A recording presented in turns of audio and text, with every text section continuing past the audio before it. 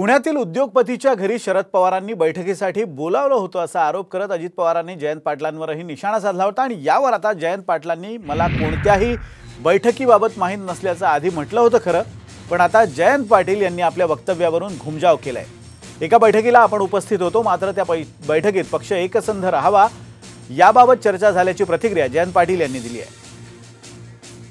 मला अशा कोणती बैठक झाली याची माहिती नाही। मी अशा व्यावसायिकाच्या बरोबर झालेल्या बैठकीत हजर नव्हतो, त्यामुळे या गोष्टीचं उत्तर पवार साहेबांच्या आणि अजितदादांच्या चर्चेत काय झालंय याचं उत्तर माझ्याकडे नाही।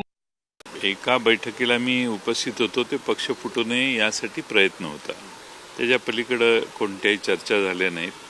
दुसऱ्या बाजूने सांगितलं जात होतं की आपण असं या मार्गाने जाऊ, या बाजूने सांगितलं जात होतं की त्या मार्गावर जाणे योग्य नाही। याच्या पलीकडे सहभागी होण्याविषयी चर्चा त्या कोण जे तुम्ही सो कॉल्ड उद्योगपती म्हणताय त्यांच्या समोर झाल्याची मला या पलीकडे काही चर्चा झालेली नाही।